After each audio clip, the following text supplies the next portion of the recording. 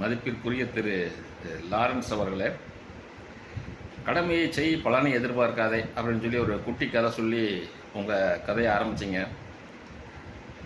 நான் பாருங்கள் எத்தனை பேர்த்த வளர்த்துறேன் பார்த்தீங்களா, 25 வருஷமாக நான் சோசியல் மீடியா பண்ணுறேன், சோசியல் சர்வீஸ் செய்கிறேன்னு நீங்கள் பசங்களை காட்டி காட்டி வீடியோ இப்போ போடுறீங்க. நீங்கள் இந்த வீடியோவில் காட்டாமல் எல்லா மக்களுக்கும் தெரியும். லாரன்ஸ் பசங்களை வளர்த்துறாரு, அநாத ஆசிரமங்கள் தத்தெடுத்துருக்கிறாரு, அவர் நிறைய பேருக்கு உதவி வாங்குறாருங்கிறது தெரியும். ஆனால் நீங்கள் இவ்வளவு நாள் இதையெல்லாம் செஞ்சதுக்கு காரணம் கடமை செஞ்சு பலனை எதிர்பார்க்குறீங்களோ அப்படின்னு தான் தோணுது. ஏன்னா இப்போ நீங்கள் பேசியிருக்கிற பேச்சு அந்த மாதிரி இருக்குது. அதே மாதிரி உங்களை மாதிரி தான் இன்னொரு நடிகர், கொங்கு மண்டல நாயகன் சூர்யா அவர்கள் கூட உங்களோட நிறையா குழந்தைங்களை படிக்க வச்சுருக்காரு, நிறையா நல்ல நல்ல விஷயங்கள்லாம் பண்ணியிருக்காரு. அவங்க தம்பி கூட விவசாயிகளுக்கு நிறையா பண்ணுறாங்க. அவங்களும் அரசியலுக்கு வரல. ஒன்று புரிஞ்சுக்குங்க, அரசியலுக்கு வந்து தான் மக்களுக்கு நல்லது செய்யணுங்கிறது இல்லை. அதனால் நீங்கள் அரசியலுக்கு வரக்கூடாதுன்னு நாங்கள் சொல்லலை. வாங்க, கடமையை மட்டும் செய்யுங்க, பலனை எதிர்பார்க்காதீங்க.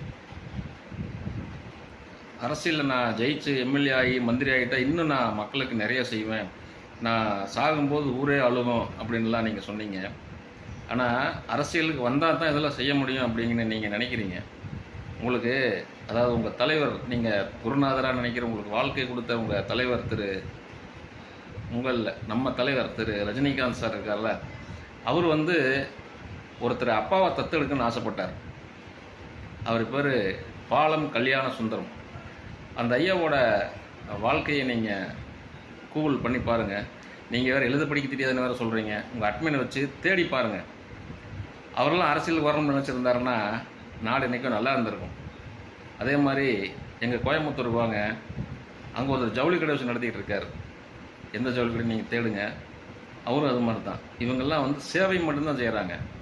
அதாவது நீங்கள் உங்கள் பாணியில் சொல்ல போனால் கடமையை மட்டும்தான் செய்கிறாங்க, பலன் அவங்க எதிர்பார்க்கவே இல்லை. அரசியலில் நான் ஜெயிச்சு எம்எல்ஏ ஆகி மந்திரி ஆகிட்டால் இன்னும் நான் மக்களுக்கு நிறைய செய்வேன், நான் சாகும்போது ஊரே அழுகும் அப்படின்லாம் நீங்கள் சொன்னீங்க. ஆனால் அரசியலுக்கு வந்தால் தான் இதெல்லாம் செய்ய முடியும் அப்படிங்கன்னு நீங்கள் நினைக்கிறீங்க. உங்களுக்கு அதாவது உங்கள் தலைவர், நீங்கள் குருநாதராக நினைக்கிற உங்களுக்கு வாழ்க்கை கொடுத்த உங்கள் தலைவர் நம்ம தலைவர் திரு ரஜினிகாந்த் சார் இருக்கார்ல, அவர் ஒருத்தர் அப்பாவை தத்தெடுக்குன்னு ஆசைப்பட்டார். அவர் பேர் பாலம் கல்யாண சுந்தரம். அந்த ஐயாவோட வாழ்க்கையை நீங்கள் கூகுள் பண்ணி பாருங்கள். நீங்கள் வேறு எழுத படிக்க தெரியாதுன்னு வேறு சொல்கிறீங்க. உங்கள் அட்மினை வச்சு தேடி பாருங்கள். அவரெல்லாம் அரசியலுக்கு வரணும்னு நினச்சிருந்தாருன்னா நாடு இன்றைக்கும்